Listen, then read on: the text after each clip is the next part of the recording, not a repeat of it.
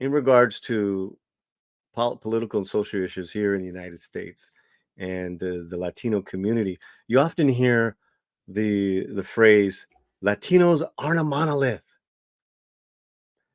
No, they're not.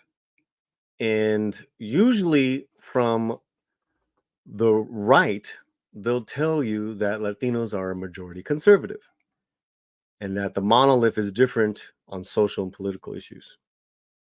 But they don't really understand the words they just said. Also, too, on the left, when they say Latinos are not a monolith, they're usually meaning that politically we do all align on major issues. It's just that, we're from different countries. We have, instead of tacos, we have pupusas or we plátanos. So it's more of an ethnic or cultural diversity, which is both true. However, Latinos are not majority all liberal on every issue topic. Shocker, right? So I put up this question: all all Latinos in the U.S. conservative? Because I think that there's this misconception that we are on every topic. And in seeing the last few election cycles, you have been seeing Democrats winning certain issues, hot topic issues, certain local um, politicians winning on these issues that mean a lot to Latino voters. So I want to bring up some shots that I have, guys. Let's bring up a slide. This came to me, and I thought it was really interesting. This came to me in an email that I got from Axios, right? And I was like, oh man, coming up in 2024, they're saying that the issue of women's reproductive rights is going to be a major hot topic issue, especially in these competitive states. I do not disagree with that. I have been seeing that since Roe v. Wade was overturned, a certain amount of enthusiasm, of organizing, getting behind on the left, getting behind this topic and getting the word out that we cannot let this happen. They, the right, want to completely ban abortion in America. And I was like, oof, I'm telling you guys right now, a lot of Latinos are very liberal when it comes to this issue. Not necessarily agreeing with it, but agreeing with the idea of a person's rights of their own to their own body is above all everything. So I thought that was really interesting. I was like, damn, you know, uh, and this was just me kind of just watching the wheels, like I say. But then I start getting these emails and just doing a little research to where now this reproductive rights is a top 5 issue among Latinos. I was like, what? That was never the case. That was never this. Maybe 20 years ago was a super majority against this procedure, right? With Latino Catholics especially. So my thought here is whoever mobilized and got this word out did an incredible job to even make this a top issue for Latino voters, because I just never thought of this as a top 5 issue for Latino voters. And sure enough, it hadn't been. It maybe was 9 or 10, but times have changed. Okay, we're seeing now, and I will put links of I put links up with all these articles, all these things that I've picked from.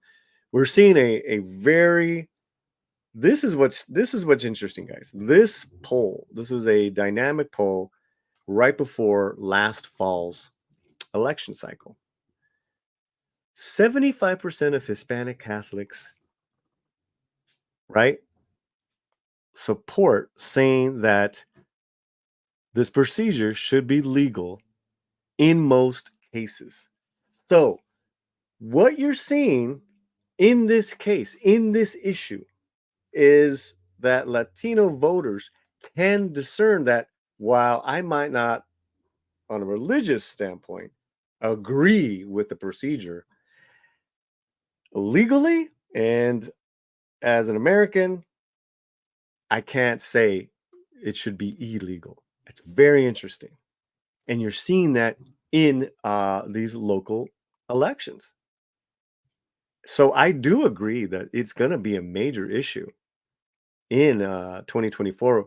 And it's going to be very interesting how both sides court the Latinos with this.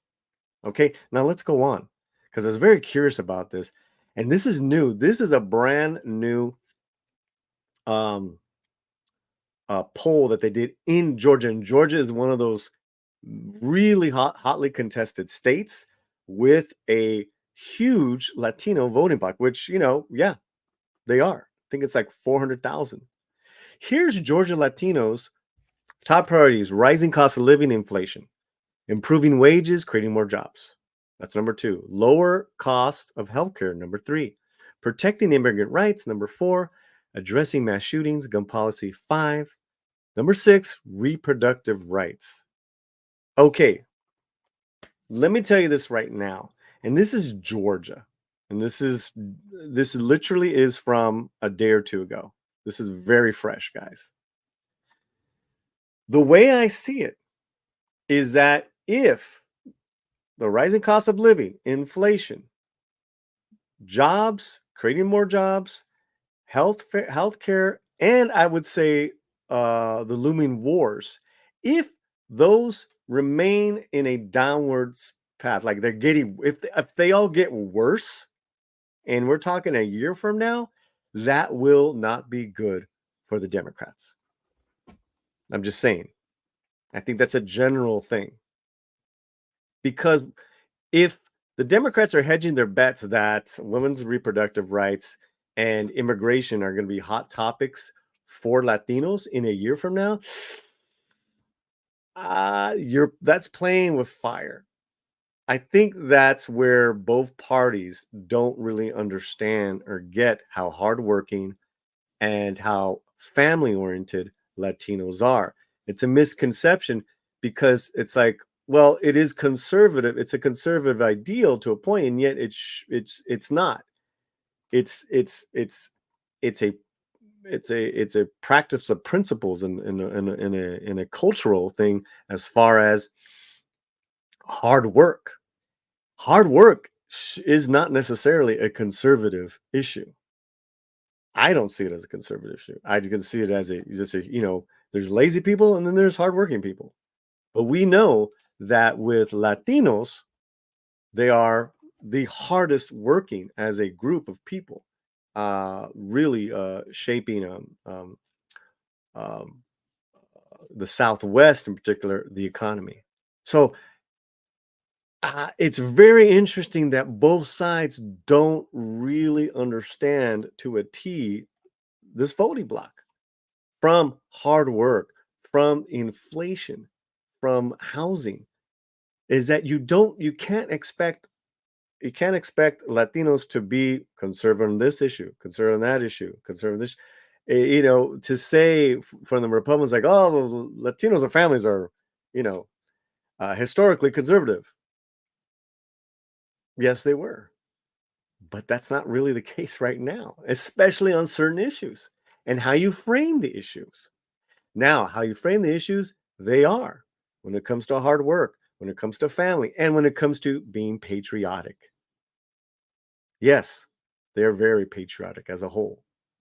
So I'm just fascinated by these priorities, and I find it very fascinating that reproductive rights have vaulted up in the Latino community And there in every story that I check out, that I do my research on. So it's not just a liberal thing, and that is a misconception, because you can have that duality of being a pretty conservative person, but saying, you know what, illegal immigrants should have certain rights. You know what, reproductive rights should be land of the law.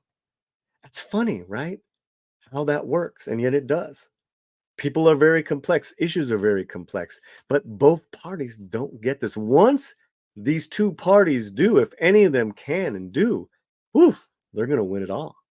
They're going to win it all. But both parties have yet to really understand the U.S. Latino vote, and more so, I say this um, from people that I see on the left, celebrities on the left. Most of them are on the left, to people on the right, and how they define the Latino community on issues that they're just off. So back to this, guys. This is just fascinating.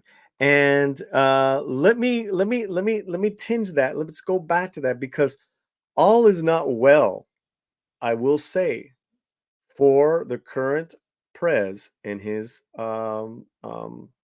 approval amongst Black and Latinos, and that could be doomed. Now, it could turn around in a year from now. It could totally turn around a year from now, and we're back a year from now saying, well, he was able to turn around the economy. He was able to lower gas and food prices. You do that right there, you're gonna get the vote. You're gonna get the vote. You can, but that's definitely not what we're seeing in our major cities. We're seeing the opposite, and this number here, I find fascinating. Let's get to that number as well. Was it from? It is from, let me pull it up, Axios. By the numbers, this is a Sunday Times, New York Times poll of 6 swing states. Was brutal. While we're skeptical of any one poll, this one is directionally in line with others. Biden support among non-white voters dropped 33 points compared to 2020 results. That is seismic. That is seismic. Trump support amongst Black voters popped to 22 points.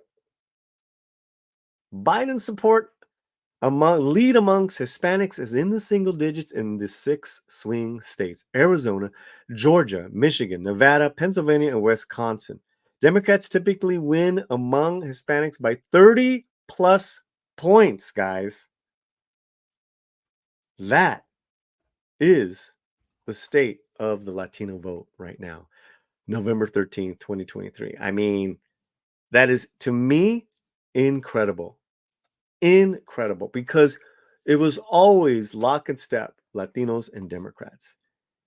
And the fact that this dramatic change has happened within 3 short years, that just doesn't happen, guys. So, is it enough? Is it enough? Right? Because if you listen to Vivek, I forgot his full name, and his recent appearance at the Republican debates, he went after the RNC's chair, saying we're losers. We are losers. We have lost midterm after midterm, small elections after small elections. And he's absolutely right. Because why? The Dems have a ground game, right? And if they can keep it going, fantastic. What is going to happen, though, on a national level, though? Biden has got to do something about those numbers. Because if it keeps on like this, it's going to be a very closely contested, and it might veer the other way. And it might, at the end of the day, fall on Black and Latino voters, which I have never, ever seen anything like this. Interesting times. I wanted to touch on this. I feel that a lot of these media outlets, alternative media outlets that I check out, from Tim Pool, whatnot, they consistently get it wrong and have major ignorance in regards to the U.S. Latinos in the states. So